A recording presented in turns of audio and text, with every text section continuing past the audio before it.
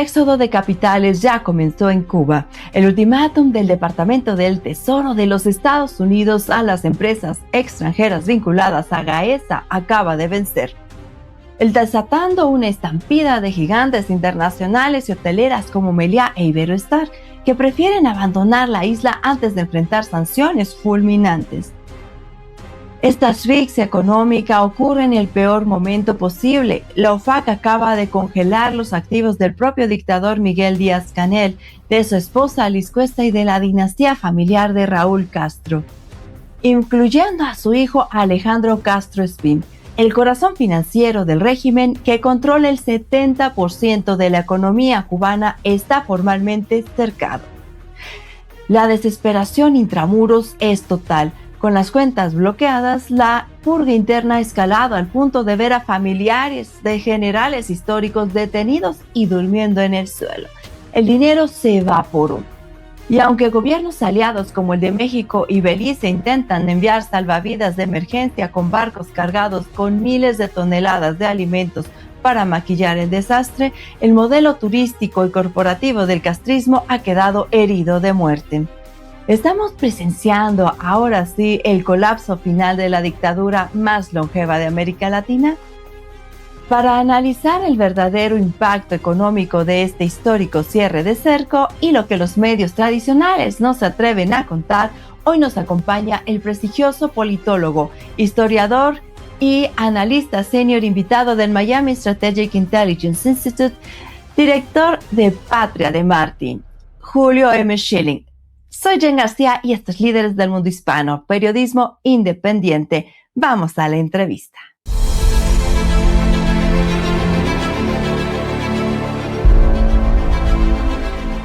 Bienvenido, estimado Julio, aquí a Líderes del Mundo Hispano.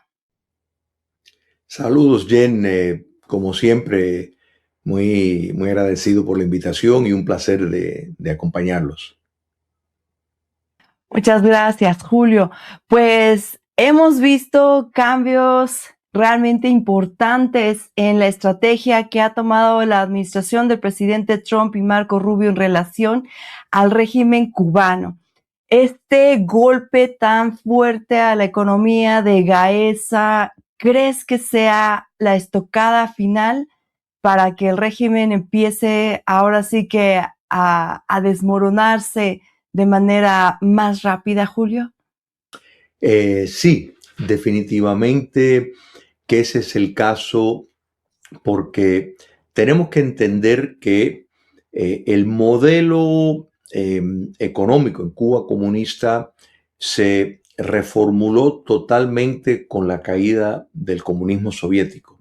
O sea, de pronto, en cierto sentido, Cuba comunista tomó una versión de lo que Vladimir Lenin hizo también para rescatar la revolución bolchevique con la nueva política económica. En este caso fue invitar a empresas extranjeras a ser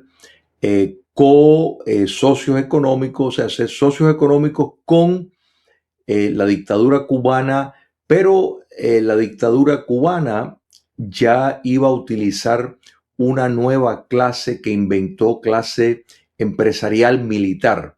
O sea, en efecto, emplearon las Fuerzas Armadas para convertirlos en empresarios y establecieron una serie de empresas paraestatales, que no es igual que una empresa pública, porque estas existen para el lucro y operan como operaría una empresa privada de lucro, excepto que está manejada por instituciones que están ligadas directamente a la alta élite de las Fuerzas Armadas y el Partido Comunista de Cuba, que tiene que, o sea, para estar en esa esfera militar, tiene que ser miembro del Partido Comunista de Cuba.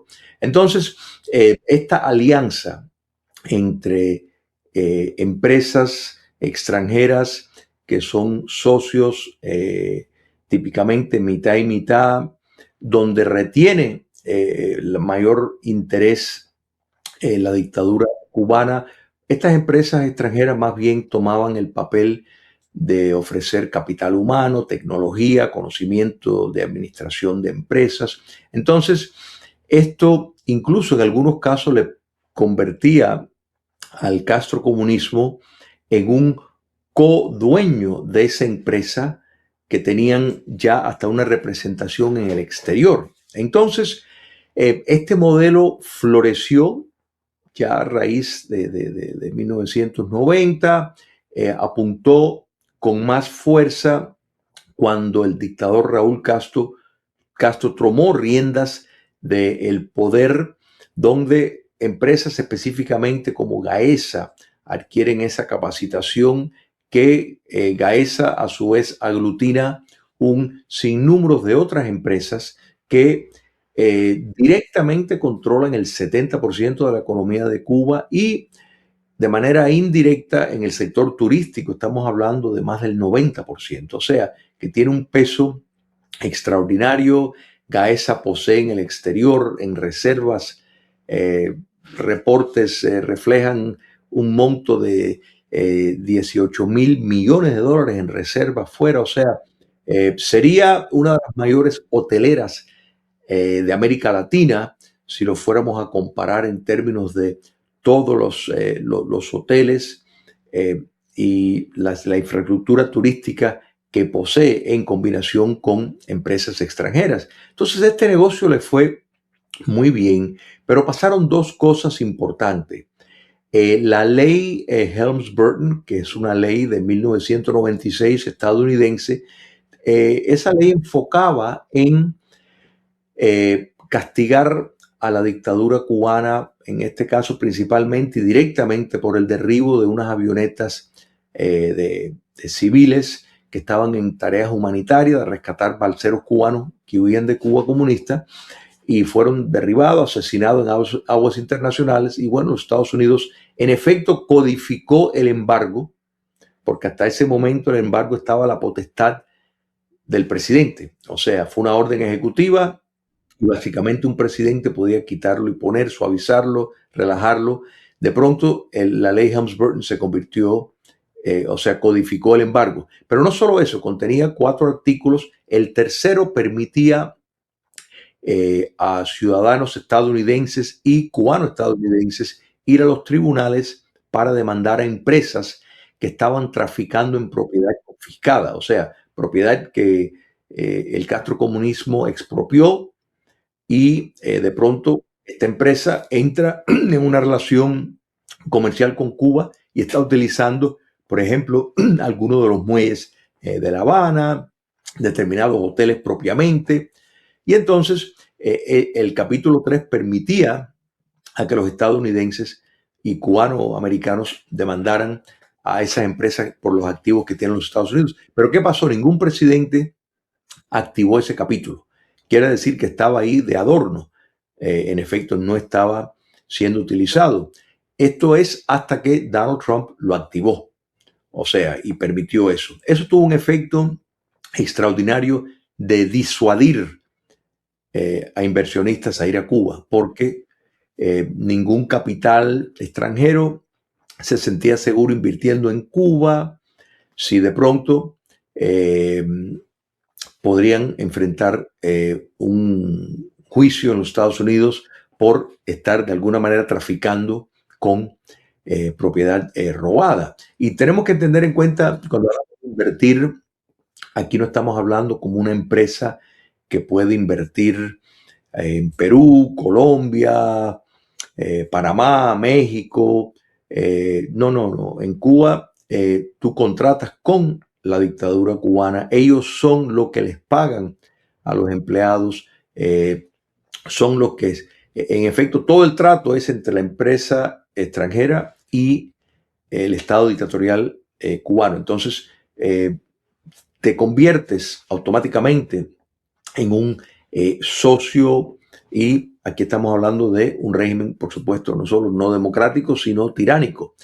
Pero entonces el presidente Trump, que un paréntesis dicho sea de paso, en sus 2 términos ha emitido más de 243 acciones contra la dictadura castrista para privarle de fondos. Entonces, o sea que esto ha tenido un impacto, pero naturalmente el activar el artículo 3 de la ley Helms-Burton tuvo un impacto grande. Pero después vino ya el tiro de gracia, tal vez mucho más fulminante. Y eso lo hizo los otros días, o sea, el 1 de mayo, o sea, el Día Internacional del Trabajador. Y curiosamente, eh, el presidente Trump le dio el mayor regalo a los trabajadores cubanos ese día porque emitió una orden ejecutiva, la orden 14404, que en efecto penalizaba a todas las empresas y todas las entidades que tenían relaciones comerciales con Gaesa y les permitía a los Estados Unidos ir hacia esas empresas, estén donde estén. O sea, de pronto, por ejemplo, podían emitir sanciones y penalidades secundarias a cualquier institución que tuviera relaciones con esa empresa, porque esa empresa está comerciando y tiene una relación con Gaesa.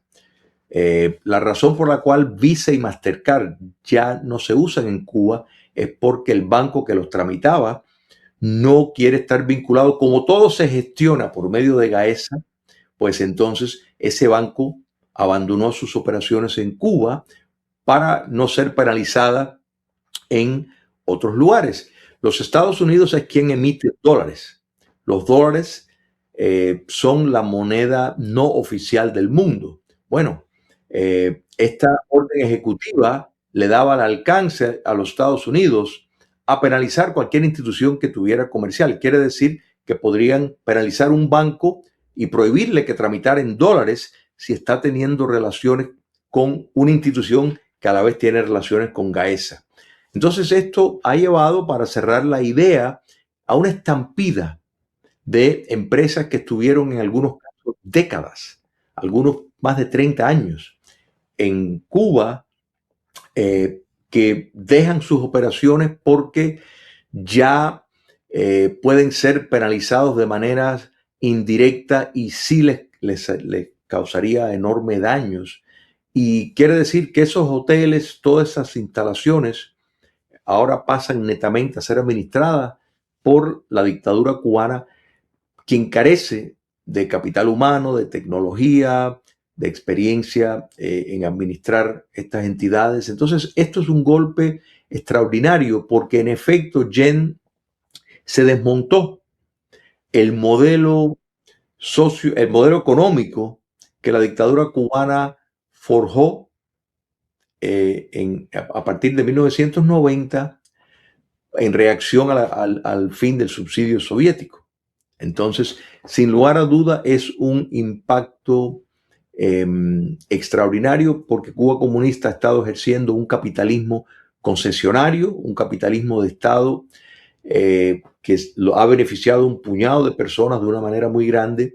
Sin embargo, la cero inversión que han hecho en la infraestructura de plantas de la termoeléctrica, en arreglar viviendas, sistemas de agua, demuestran que la prioridad de la dictadura cubana era la supervivencia y enriquecer un puñado de familias. Pero sí, es devastador todo lo que ha ocurrido. Y de nuevo, esto es en algo reciente. O sea, esa orden se emitió el 1 de mayo y dio un plazo hasta el 5 de junio. El plazo, el ultimátum era que a partir del 5 de junio, si no habían abandonado, ya vendrían las sanciones. Y ha habido de nuevo una estampida para salir de Cuba, para romper esas relaciones comerciales antes de que los Estados Unidos pudiera activar esas sanciones. Claro, un golpe muy, muy fuerte que no se había dado en décadas, en todas las estrategias que se habían intentado para derrocar el régimen. Esto finalmente termina siendo algo muy importante y probablemente desde la parte económica sea esta manera de desquebrajar algo que estaba pues ya bastante dañado por las otras situaciones que estaban enfrentando. Otro elemento importante, estimado Julio, es golpe a la moral, al ánimo de la cúpula cuando se viene pues la detención de varios familiares de los generales que están en la cúpula del régimen castrista. En particular, esto muy sonado del caso de la hija del general Rosales. ¿Cómo crees que se ha percibido este impacto entre justamente, ¿no?, la cúpula que todavía sigue perpetrando el poder allá en Cuba, estimado Julio? Esto, Jen, es parte de una estrategia de los Estados Unidos para producir un cambio de régimen en Cuba. Y uno diría, bueno, pero ¿por qué quieren hacer eso? Muy sencillo, porque entienden claramente que la única forma que van a poder ponerle fin a la subversión que hay en América Latina por medio de la entrada de espacios que fueron aprovechados por China comunista, por Rusia, que de entrada operan directamente más de 6 bases de inteligencia, de espionaje en Cuba. Cuba rienda su territorio y China y Rusia operan en Cuba básicamente interceptando comunicaciones de todo tipo de los Estados Unidos cómodamente desde Cuba. La posición geográfica facilita. Pero no solo eso. Cuba comunista tiene relación y es el facilitador logístico de todos los movimientos de la extrema izquierda en América Latina, absolutamente todos. La inteligencia castrista opera hacia ese fin. Entonces, cuando añadimos el hecho de que el narcotráfico tiene una relación muy estrecha con el socialismo continental, era una decisión obvia de que para poder exitosamente implementar la estrategia de seguridad nacional que se anunció en noviembre del año pasado, había que producir un cambio de régimen en Cuba. O sea, la operación de Venezuela, su éxito depende de que Cuba comunista sea sacada de la ecuación. De otra forma no funciona. Entonces, esa programación de producir un cambio de régimen, los Estados Unidos aparentemente se siente lo suficientemente seguro como no ver la necesidad de lanzar un operativo militar de manera inmediata, sino está usando una serie de instrumentos, probablemente apuntando a ver si se puede producir un golpe de Estado interno, o sea, un golpe de Estado donde un sector del poder político pues arrestaría a la cúpula dictatorial, liberaría a los presos políticos y se iniciaría una fase de desmontar el sistema. La gran diferencia entre Venezuela y Cuba es que Venezuela nunca entró en una estructura totalitaria, pero Cuba comunista sí. Entonces, eso requiere ya una postura de desmontaje más agresivo que solamente se va a lograr, y los Estados Unidos quieren no tener que enviar tropas de ocupación y preferirían no utilizar una invasión. Pero las herramientas económicas y la política de Estado sí parecen tener efecto, y está muy correcta en que esto es un golpe extraordinario. Lo que estamos viendo, por ejemplo, familiares de la cúpula dictatorial que mintieron al entrar a los Estados Unidos alegando persecución política cuando son parte de la estructura dictatorial. Esto tiene una programación estratégica de parte de la dictadura. Muchos de ellos operan empresas en los Estados Unidos y remiten ese dinero al régimen. La idea es también empezar una campaña de colonizar al exilio cubano, a la nación cubana fuera, para impactar y lograr que la nación cubana que vive fuera del territorio nacional no esté exigiendo tanto democracia, sino que se conforme con meras modificaciones económicas. Por otro lado, las sanciones que vino los otros días, o sea, inmediatamente después que se inició el ultimátum, a la esposa del dictador Díaz-Canel, al propio Díaz-Canel, al hijo de la esposa de Díaz-Canel, que vive en España. Y tú dices, bueno, ¿por qué le van a poner a él sanciones? Muy sencillo, porque él es quien administra el dinero de su padrastro, que es Miguel Díaz-Canel, el dictador de Cuba, de su madre. Se reporta que se ha comprado una mansión de millones de dólares en España, o sea que trabaja al servicio de la dictadura cubana, y esto el régimen castrista lo viene utilizando a terceros que han salido de Cuba y lanzan operaciones desde territorio fuera de Cuba, en Europa preferiblemente, pero también en los Estados Unidos y en América Latina, para socavar las sanciones y establecer nexos financieros del régimen en el exterior como una forma de tener entrada. Esto es algo que han estado trabajando. Los Estados Unidos se ha dado cuenta de eso y por eso han emitido estas sanciones a estas personas. Y vamos descubriendo constantemente la cantidad de familiares. Y no estamos hablando de figuras de segunda categoría, o sea, elementos de primer orden del régimen dictatorial cubano, que la hija, la nieta, los parientes están viviendo cómodamente fuera de Cuba. Algunos, repito, en los Estados Unidos, que ya ahí requiere falsificar información para entrar. O sea, porque todos los cubanos que entran en los Estados Unidos y recibieron asilo, recibieron facilidad para entrar, estaba basado de manera subyacente en una persecución política. Por eso los cubanos tenían un privilegio inmigratorio en cuanto a la entrada. Pero al mentir todos decían que sí, que estaban perseguidos por la dictadura, cuando era completamente falso. Prueba de eso es que viajaban constantemente a Cuba después que recibían ya el visado oficial de la permanencia de residencia en los Estados Unidos. Bueno, los Estados Unidos están revocando muchas de esas residencias. De hecho, arrestaron a un piloto, uno de los pilotos que fue responsable por el derribo de esas avionetas de hermanos a rescate que mencioné. O sea que toda esta actividad sí tiene es un golpe moral y un golpe psicológico extraordinario, porque de pronto el comunismo cubano ya no saben quién confiar, o sea, temen y entienden de que probablemente su inteligencia ha sido penetrada, porque esa penetración se explica por el éxito que tuvo la operación en Venezuela el 3 de enero. Eso no hubiera sido posible sin una penetración de la inteligencia castrista.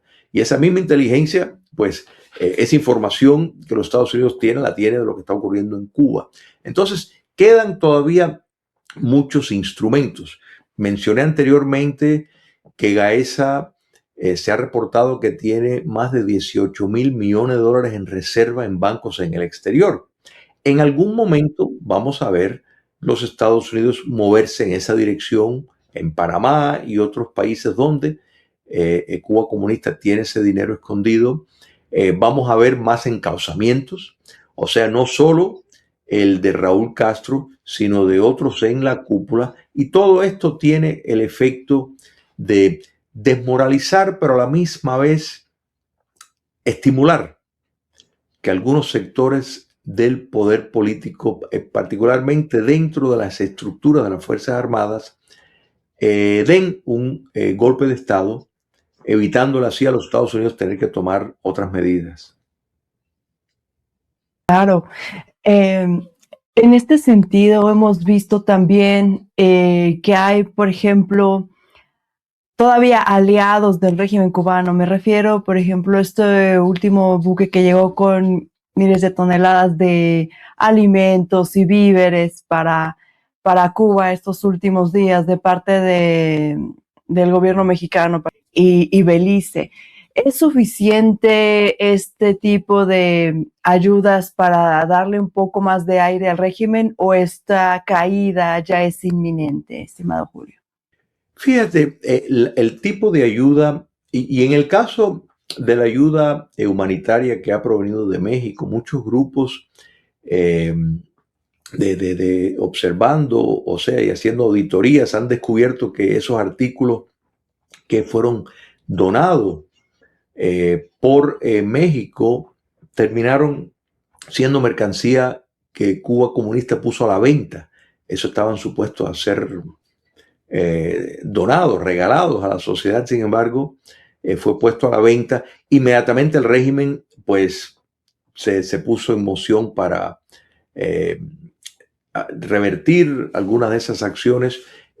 Pero tenemos que entender que primero lo que entra en Cuba es porque los Estados Unidos lo está permitiendo.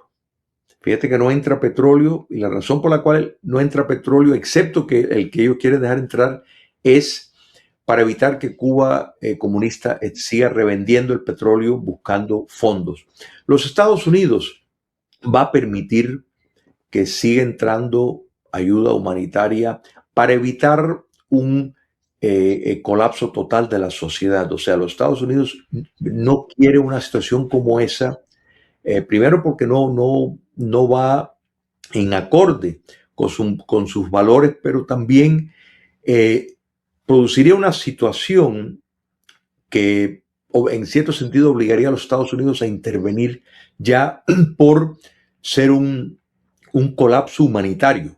Entonces, para evitar eso, ellos están dispuestos a dejar entrar ayuda humanitaria, pero eso ya no resuelve eh, el problema, porque, por ejemplo, en Cuba, si ahora mismo alguien tiene una crisis de salud, un problema de salud, y se pone a esperar a un transporte, sea una ambulancia o cualquier tipo de transporte para conducirlo al hospital, puede estar esperando 4, 5, 6 horas a que llegue.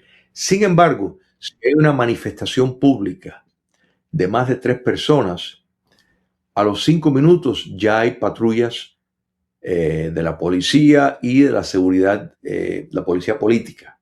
Quiere decir que hay gasolina para lo que le interesa a ellos, que es la supervivencia. O sea, hay gasolina para todos los altos oficiales del régimen. Ellos no están viviendo los apagones, ni los escaseces, ni nada de eso. Entonces, como eso los Estados Unidos lo tiene claro, está actuando basado en eso. Y de nuevo permitirá la ayuda que es simplemente para que se mantenga a flote, pero no para que pueda estar revendiendo petróleo u otros bienes en el mercado internacional en búsqueda de recursos para precisamente mantener viva la maquinaria represiva. Es muy importante todo esto que comentas, Julio, para que se entienda mejor esta estrategia que está siguiendo el gobierno de Estados Unidos, porque muchas veces se malinterpretan, ¿no?, las acciones y se le culpa, ¿no?, por la terrible situación que enfrenta el pueblo cubano en estos momentos, y todo esto que nos has mencionado se entiende mejor para saber también finalmente que sí, al final del día todo esto es únicamente para que caiga el régimen castrista y no para que se afecte, ¿no?, a la gente.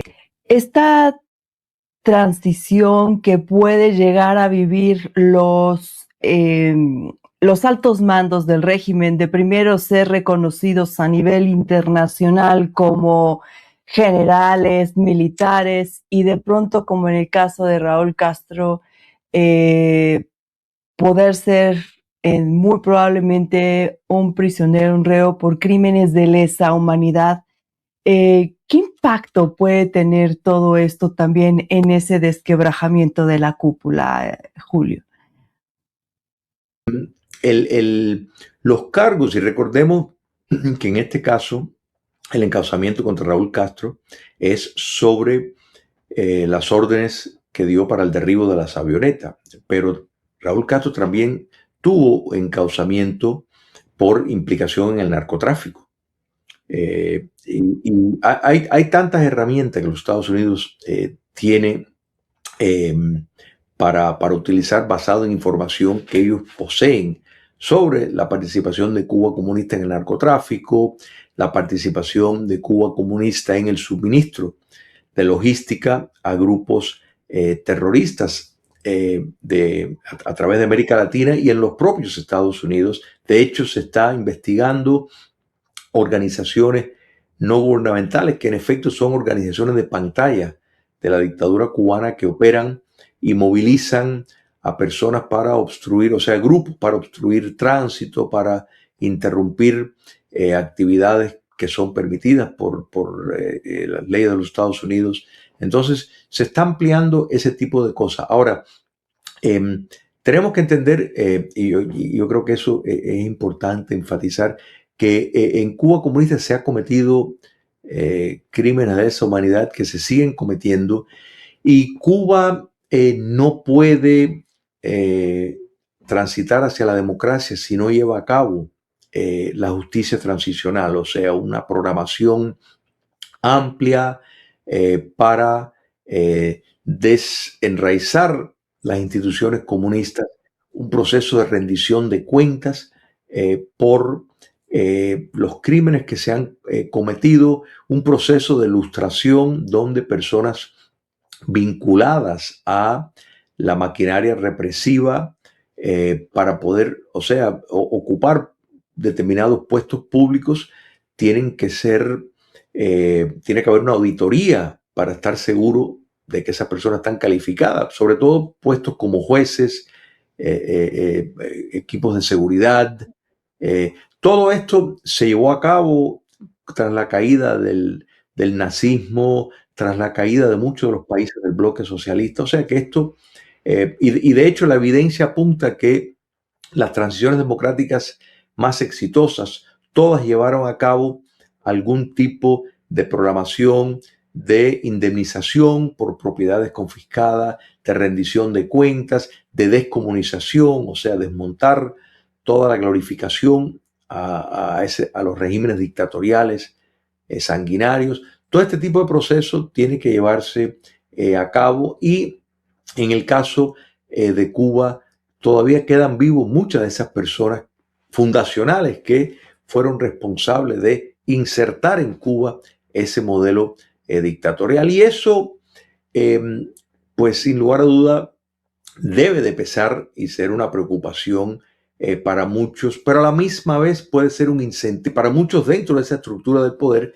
pero a la misma vez puede ser un incentivo. Y de nuevo, yo creo que esto es lo que los Estados Unidos está apuntando para que a cambio de un mejor trato o de un papel similar a lo que juegan los informantes, ¿no es verdad? Que componen parte de una red criminal, sin embargo, al cooperar con las autoridades, pues reciben determinados trato preferencial, en muchos casos, pues evitan ir a la cárcel, pues en este caso, los Estados Unidos puede estar enfocando en eso. En este momento, Raúl Castro es un fugitivo de la ley estadounidense y podría correr la misma suerte que Nicolás Maduro. O sea, no es una cosa desquiciada pensar. El propio fiscal general de los Estados Unidos ha dicho que la razón por la cual emitió eso no es por simbolismo, sino para traer a Raúl Castro a que responda ante la justicia en los Estados Unidos. Interesante esta parte que mencionas en relación a que no son acciones de pantalla, no son acciones mediáticas, ¿no? Sino realmente viene todo un aparato judicial detrás que va, pues, precisamente, ¿no? A aplicar la ley para juzgar todas estas acciones que se han cometido durante décadas que ha estado el régimen en el poder.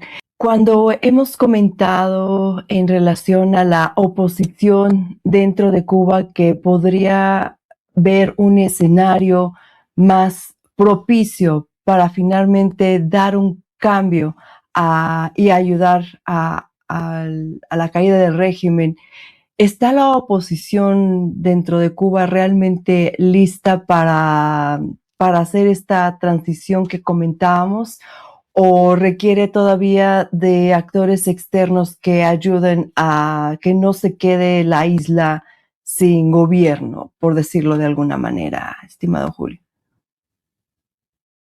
Muy importante porque, en efecto, hoy en día la situación precaria de Cuba ha convertido a casi toda la población en opositora.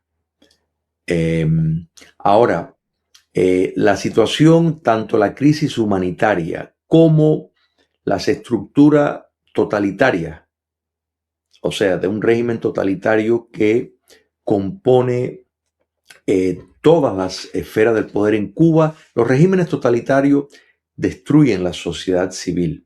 O sea, eso no quiere decir que no hay una sociedad opositora, contestataria, disidente, que no comulga con la dictadura, que quisiera un cambio, pero no tienen reconocimiento, no tienen facilidad de operación en un régimen totalitario. Entonces, que esto no ocurre en un régimen autoritario. Por eso cuando miramos, por ejemplo, el caso de Venezuela, tanto la estructura de partidos como de propiamente empresas no se desmontó nunca en Venezuela porque operaron con un régimen autoritario versus lo que hay en Cuba. Entonces, eh, Cuba necesita un periodo de transición de por lo menos 3 años para instituir la justicia transicional, que eso equivale a limpiar y sacar de las estructuras sociales y políticas de Cuba y económicas del régimen castrista. O sea, en este momento todas las instituciones están conectadas al Partido Comunista de Cuba y al Estado, que el Partido Comunista de Cuba absorbió el Estado. Esto no ocurre en países democráticos. El Estado es una cosa, los partidos políticos son otras. Bueno, en regímenes totalitarios, el partido dominante se come el Estado, se convierte en el Estado. Y entonces todo eso hay que desmontarlo. Hay diferentes mecanismos para elegir un gobierno transitorio, un cuerpo transitorio. Alguno de los proyectos es escoger entre determinadas personas que pueden incluir no solo cubanos fuera de la isla, sino cubanos dentro de la isla que forman parte de grupos de la oposición.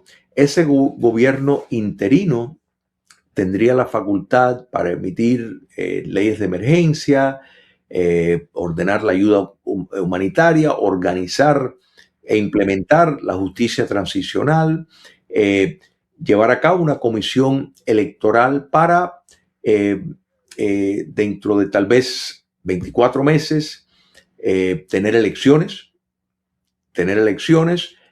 ya supervisadas y después de por lo menos 2 años de limpiar a Cuba de las instituciones castrocomunistas. Esa comisión de elección, pues ahí se inscribirían los partidos políticos durante ese proceso y después de esas elecciones hay muchas propuestas, pero la más válida en mi apreciación sería la última constitución democrática de Cuba, la de 1940, que quedaría suspendida casi todos sus artículos en ese momento. Iniciar una asamblea constituyente para determinar qué artículos se quedan, qué no, para modernizar ese texto constitucional, que sin duda probablemente hay que enmendar la mayor parte de esos artículos, y posteriormente se lleva ya a los 3 años a un referéndum popular para que la sociedad cubana determine. Pero este lapso de tiempo, Jen, permitiría a los cubanos en la isla, porque los cubanos que viven fuera, en efecto, ya han estado experimentando en democracia y están mucho más afines con todos estos procesos, que también participarían en ese concepto. El factor de nación es extraterritorial, o sea, pero con los cubanos intramuros que han vivido bajo ese régimen totalitario, pues ese periodo de transición bajo un gobierno interino es muy importante que se implemente la justicia transicional y determinados mecanismos de ayuda de emergencia. En cuanto a si fuera necesario o no asistencia de algunas tropas extranjeras, eso podría ser y no sería de todo una mala idea. Y no tendría que venir solamente de los Estados Unidos. Por ejemplo, en estos momentos los Estados Unidos y Ecuador están colaborando en una lucha contra el narcotráfico en Ecuador. Ha sido una campaña muy exitosa y muchos países, a raíz de una reunión que hubo en Miami hace poco, llamado el Escudo de las Américas, donde determinados gobiernos que comparten valores democráticos y están en sincronización con el actual gobierno estadounidense, por ejemplo, Argentina, eh, ahora Chile, Ecuador, El Salvador. Estos gobiernos, probablemente después de las elecciones en Colombia, se va a unir Colombia. Estoy seguro que estarían más que dispuestos de colaborar. De hecho, eso ha sido parte de lo que se ha discutido, de una fuerza interamericana que pudiera tener una especie parecida a los cascos azules de las Naciones Unidas de preservar la paz, pues podríamos ver algo así a solicitud de el cuerpo gobernante interino cubano durante ese periodo de transición. No sería una idea descabellada, porque recuerda que todo el cuerpo de seguridad, incluyendo la policía, tiene que atravesar un proceso de auditoría para ver quiénes se quedan y quiénes no. Sin lugar a dudas, personas asociadas a la represión, a cometer crímenes, no pueden seguir siendo policías. Y todo esto está diseñado para que en esas primeras elecciones en Cuba el terreno sea verdaderamente libre y competitivo y no esté amañado por la presencia de instituciones castristas. Pero de nuevo, no estaría más. De hecho, las transiciones democráticas más exitosas, me refiero a Alemania, tras la Segunda Guerra Mundial, Japón, todas contaron con una presencia de tropas. En este caso, no estarían en capacidad de pelear con nadie, sino de mantener cierta orden durante ese periodo de transición. Me parece que sería una cosa bienvenida, y estas tropas, esta presencia se irían ya una vez que entra en vigencia la constitución y las elecciones, ya empieza a funcionar el Congreso elegido con el nuevo presidente, etcétera, a toda cabalidad. Pues Julio, esto se ve que ya está muy cerca. ¿Tú crees que ya estemos a cuestión de meses, tal vez semanas, que este proceso inicie finalmente? Para todos los miembros de la audiencia que han estado muy atentos del caso de Cuba desde hace pues ya décadas, esperando que ya iba a ser la caída del régimen, todavía no. ¿Este momento crees que ya está, ahora sí, ya inició? Sí, sí. Creo que los Estados Unidos está viendo la condición del régimen castrista y considera que es inevitable la caída. Yo creo que lo determinante en cuanto al tiempo, más bien, porque de nuevo, detrás de todo, los Estados Unidos quiere evitar tener que emplear una fuerza bélica, porque de nuevo, el modelo de Venezuela opera, o sea, está operando de acuerdo con todas sus imperfecciones, pero está operando porque contiene una base autoritaria, pero eso no es el caso de Cuba. Entonces, están apostando para que ese proceso dependa de el tener una reacción que los Estados Unidos está buscando de nuevo dentro de la estructura del poder de alguien que esté dispuesto a verdaderamente cambiar el sistema. Hasta ahora todas las propuestas de la dictadura es modificaciones económicas, pero ellos preservar el poder. Mucho tiene que ver en esto, Jen, lo que ocurra en las elecciones a mediados de término en cuanto a ver una acción en Cuba, porque si en las elecciones de noviembre la Casa Blanca pierde control de ambas cámaras, o por lo menos una cámara, dependiendo en cómo se reflejen los números, ese Congreso tomaría posesión a mediados de enero. Quiere decir que yo creo que en ese momento sí veríamos ya una necesidad, una urgencia de que los Estados Unidos actúe de una manera más contundente antes de que entre ese Congreso para poder llevar a cabo una acción que no sea, que sea irreversible, en el sentido de que no pueda ser virado hacia atrás. Pero los Estados Unidos, por una decisión del Tribunal Supremo de hace poco, donde invalidó determinados mapas electorales que a través de los años fueron confeccionados para acomodar minorías, o sea, donde tal vez un distrito, en vez de estar puesto de una manera coherente geográficamente, podría ser un distrito que parecería una culebra, o sea, que no tiene ningún sentido geográfico que eso fuera un distrito, pero lo componen así para darle votos seguros a determinadas minorías. Y esto ha favorecido el Partido Demócrata. Bueno, el Tribunal Supremo dijo que eso era inconstitucional, porque en efecto está el concepto de igualdad ante la ley se está violando y ha permitido que los estados ya no tengan que diseñar, o sea, los estados pueden diseñar sus distritos en conforme a una racionalización más sana geográficamente. Entonces, en resumen, muchos estados, incluyendo el estado de la Florida, piensan rediseñar su distrito. Esto se traduce a que es probable que, por ejemplo, la Florida gane 4 escaños del Partido Republicano, igual que Luisiana, igual que otros estados. Lo que quiero decir con esto es que las elecciones a mediados de término, que típicamente le cuestan escaños al partido que está ocupando la Casa Blanca, ese ha sido el patrón histórico, puede ser que eso sea un contrapeso a favor del Partido Republicano por los escaños que va a ganar producto de los cambios que se van a hacer en los distritos.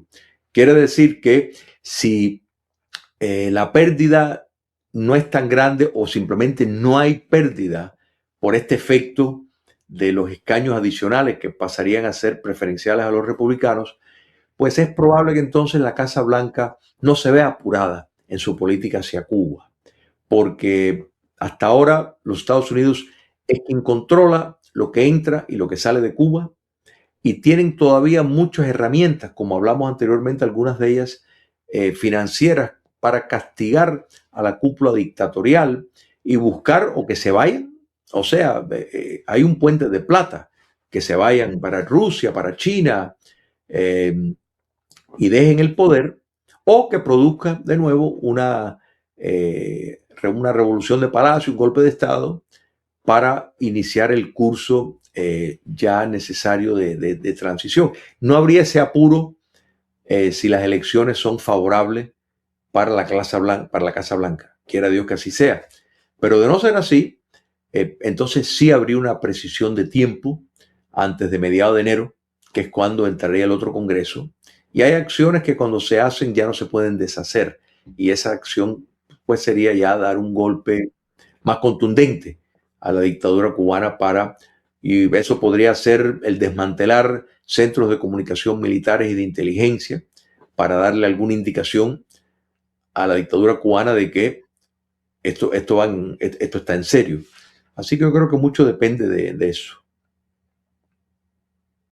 Muy claro, como lo comentas, estimado Julio, para toda nuestra audiencia que hemos estado siguiendo de cerca este desenlace que ya se siente muy cerca, pero pues obviamente mucha gente ya lo anhela, sobre todo la gente de Cuba, ¿no? Ya está esperando.